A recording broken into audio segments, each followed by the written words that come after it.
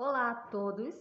Então hoje eu vim falar com vocês sobre espiritualidade, religião, questões que se confundem muito.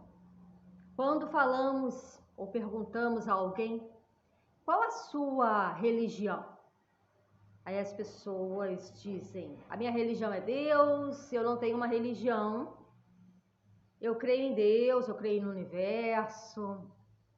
Alguns vão para o lado energético. Às vezes perguntamos: você lida bem com a sua espiritualidade? Como é a sua relação com a sua espiritualidade? Aí a pessoa diz: eu sou católico, eu sou evangélico, eu sou espírita, eu sou umbandista, eu sou budista, enfim. Então há uma mescla entre espiritualidade e religião. Alguns se colocam neutros nessas posições, outros dizem: sou cristão, ou sou budista, ou hinduísta, enfim. Existem diversas religiões, mas a espiritualidade ela é uma relação com algo que tem um componente em que nós não podemos apreender, no sentido de localizá-lo em algum lugar. Então a espiritualidade é a sensação de estar ligado a alguma coisa maior do que nós. A espiritualidade ela é vista no mapa de nascimento como a casa 12, Netuno e o signo de Peixes.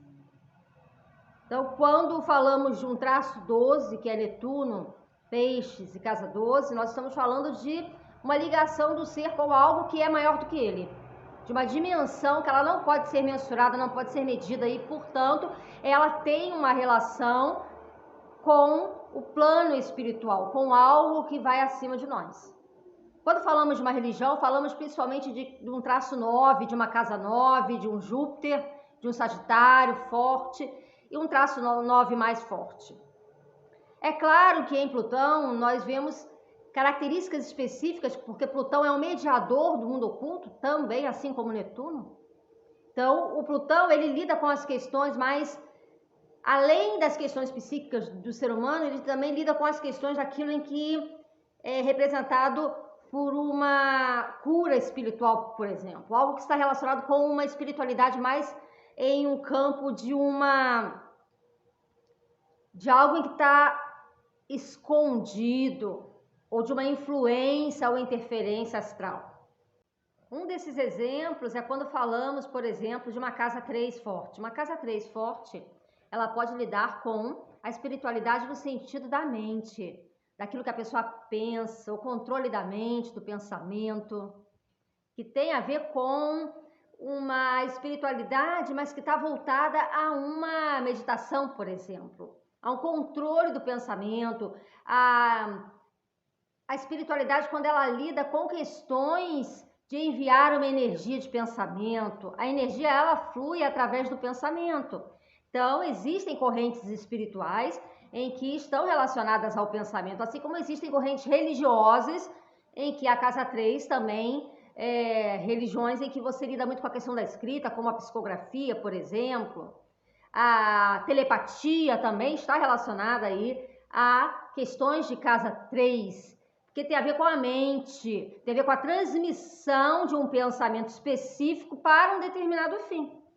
Assim como a questão da escrita em algumas religiões, a questão dos mantras, por exemplo, pessoas que gostam de recitar mantras, a parte verbal, a comunicação, aqueles em que são oradores dentro da sua religião, os palestrantes, aqueles em que escrevem livros sobre espiritualidade, livros sobre religião, aqueles que dão palestras, aqueles que viajam de cidade a cidade propagando o conhecimento espiritual, o conhecimento religioso dentro da sua religião. Então, são os missionários dentro da própria terra, né? Para fora do país seria mais a casa 9. Mas se você tem aí um traço 3 forte na espiritualidade, são essas religiões em que tem uma característica muito mental, de ter uma escritura, de seguir uma escritura específica. Então, se você não é de uma religião, mas você tem uma espiritualidade forte, então isso pode estar relacionado aí a uma prática em que tem a ver com o pensamento, com o trabalho do pensamento em prol de outras pessoas, como tem aí algumas atividades ou algumas até mesmo dentro do budismo, de você elevar o pensamento para auxiliar pessoas em que passam por dificuldades. E tem no espiritismo a questão da psicografia, tem a questão da oratória dentro do protestantismo, e tem a questão também das palestras, tem a questão dos mantras, aquelas pessoas em que trabalham com mantras, né, mantra yoga, ou aqueles em que trabalham também dentro da espiritualidade com a questão da comunicação, a comunicação em si. A comunicação mais ao nível material e também a questão da escrita, da psicografia, também está relacionada dentro da religião e espiritualidade com essas questões. Também os terços, as orações, a repetição tanto de mantras quanto de orações, as ladainhas, o orar por alguém, na questão da linguagem, das palavras que são eleitas para que se produza um significado. Não que a casa 3 ela seja uma casa fortemente vinculada à espiritualidade, não é isso. Mas quando você tem outros fatores numa análise holística do seu mapa que estão relacionados à espiritualidade, e além disso você também tem uma casa 3 forte, então já englobaria essas questões. Hoje eu vou falar principalmente da casa 3 e da casa 8. E nos próximos vídeos eu vou falando de uma espiritualidade de outras áreas. Então, esse traço 3 forte, ele tem uma relação bastante voltada também para a questão da razão, aquilo em que na religião se pode provar, se pode mensurar. A casa 3 é uma casa muito mental, é uma casa relacionada a gêmeos, né? E faz parte do elemento ar, então as pessoas precisam, de certa forma, ter uma questão de uma certeza de certas coisas e um pouco de receio daquilo em que não pode ser comprovado. Como nós não temos apenas uma questão forte no nosso mapa em termos de espiritualidade, mas quando eu estiver falando, por exemplo, de um traço 8 ou de um traço 3, isso simboliza em que se você tem esses traços fortes, você vai perceber aí uma certa inclinação à questão da comunicação no 3. A questão da linguagem, a questão da oratória, ou até mesmo a questão do gostar muito de ler literaturas espirituais ou literaturas de cunho religioso. E que isso lhe faz bem, ler, aprender sobre alguma coisa que tem a ver com espiritualidade, lhe faz bem. E o conhecimento faz com que você também dissipe certos medos ou certas ansiedades relacionadas aí à questão da espiritualidade. Porque às vezes nós construímos certas crenças espirituais e tememos algumas das questões espirituais, sobretudo que vem da nossa infância e que nos ensinaram. E nós ficamos aí com algumas crenças, e essas crenças de que isso é isso, aquilo é aquilo, e as coisas são muito departamentalizadas, né? E elas são muito, são postas em compartimentos, né? O que é bem, o que é mal, então existe uma certa divisão das coisas. E a casa 3, ela busca o conhecimento através da literatura, através da comunicação com outras pessoas. Então, a comunicação com o mundo oculto, que para quem tem aí um traço 8 forte e um traço 3 também forte, ou quem tem um Mercúrio forte do traço 3, ou quem tem Gêmeos, muitos planetas em Gêmeos, sobretudo os planetas pessoais, ou tem muitas casas na casa 3 e também na casa 8. Então, a pessoa já tem uma ligação com a espiritualidade aí, que tem a ver com uma comunicação direta com o astral, desde uma apometria até uma magia, pessoas que trabalham e lidam com questões de cura espiritual também. A casa 8 ela é muito voltada para a cura espiritual, o traço 8, o traço 3 não, mas o traço 8. O traço 3 também pode ter a questão do passe, né, que usa muito as mãos, que é algo do traço 3. O traço 8, ele tem uma espiritualidade mais voltada no sentido da cura, de ir profundamente nas questões da espiritualidade, né? Ir no mundo oculto, de trabalhar nos bastidores aí da religião, alguém que trabalha com incorporação, por exemplo, no traço 8.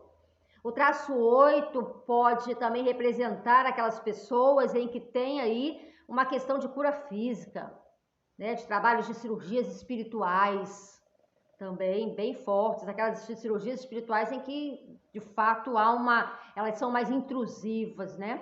E são bastante fortes nesse sentido, né? O traço 8 é um traço muito forte para a espiritualidade, é uma casa psíquica, é um traço psíquico que rege Escorpião, casa 8. A espiritualidade ela pode estar relacionada, se você tiver um traço 8 e 3 fortes, com a comunicação através de uma leitura de um oráculo, por exemplo, né? Pessoas que trabalham com cartas, pessoas que trabalham com mandalas astrológicas, mandalas de tarô, pessoas que trabalham com reiki.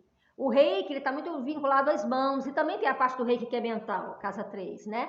E também tem a parte energética de casa 8, um reiki karuna, uma questão também relacionada a uma espiritualidade, que ela é uma espiritualidade que ela é para lidar com as questões mais, a de casa 8, né? Que é para lidar com as questões mais difíceis do ser humano, como, por exemplo, para buscar uma ajuda para casos mais intensos, como casos de uma obsessão espiritual, pessoas que trabalham com desobsessão, doutrinação. Traço 3, e junto com o traço 8, daria tanto o incorporador como aquele que doutrina o espírito, né?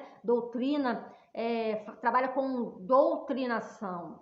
Né? O traço 8, dentro de todas as linhas de magia, todas as linhas de Wicca, todas as religiões que estão relacionadas, que são muitas, né? São muitas religiões. Mas todas aquelas religiões que estão relacionadas à retirada de energias deletérias, de energias negativas. Podemos também pensar em um magnetismo, que o magnetismo é algo de Urano, né? De casa 11, mas ele tem uma relação também com a casa 8, porque ele visa tirar aquilo que está incomodando. Né? Então, há questões como os antigos curandeiros, né? Ainda temos curandeiros hoje, né? Rezadeiras, religião de Umbanda, Candomblé, isso tudo é casa 8, que tem a ver com a incorporação também, né? E também tem a ver com o exorcismo, pessoas que trabalham na fé católica com o exorcismo, né? Os sacerdotes que atuam dentro do campo do exorcismo. Então, temos todas as religiões em que vão a fundo nas questões de limpeza. Mesmo dentro do protestantismo, encontramos igrejas que fazem um trabalho de limpeza espiritual, trabalho de cura, né, que está bem relacionado aí com essa questão da limpeza espiritual, né, de afastar energias, tanto formas de pensamento, né, como energias que estejam atuando aí na espiritualidade para prejudicar a pessoa e você procura para tirar esse prejuízo que está sendo causado, né, para quem trabalha com essa linha de raciocínio. Dentro da linha de raciocínio daqueles em que trabalham mais com espiritualidade, que não tem uma religião formal, seria alguém que tem uma disciplina rígida, porque tem uma certa intensidade nas suas práticas espirituais, sejam elas quais forem. Então, se você lida diretamente com a sua espiritualidade, no traço 8, você lida com a sua espiritualidade no modo da paixão. A paixão no sentido de você, quando você abraça uma disciplina espiritual ou uma atividade espiritual, você quer ir a fundo nessa questão. Você não vai no campo raso das coisas, você escolheu uma disciplina espiritual, então você vai a fundo nela, você quer meio que dissecar, você age cirurgicamente em relação a essa disciplina espiritual, né? O traço 8, ele tem uma questão que é muito voltada a ir profundamente na raiz do problema, tem a ver com uma cura que vai no fundo de uma questão, e também curas no sentido da parte inconsciente, né, de como que uma limpeza espiritual que vai no âmago, que vai bem no interior do indivíduo, um trabalho de um autoconhecimento muito profundo. Tudo que a gente lida, que a gente fala de casa 8, a gente está falando de uma profundidade, a gente está falando de uma minúcia no sentido de uma interiorização, uma questão que A casa 8 é uma casa de desapego, o traço 8 é um traço de desapego, então ele também pode representar disciplinas espirituais que estão relacionadas não a uma religião formal, mas a um trabalho de desapego muito forte. Então essas foram as questões que eu consegui pensar a respeito do traço 3 e do traço 8, e no próximo vídeo vamos então tratar do traço 12 e do traço 6. Um abraço a todos e até o próximo vídeo.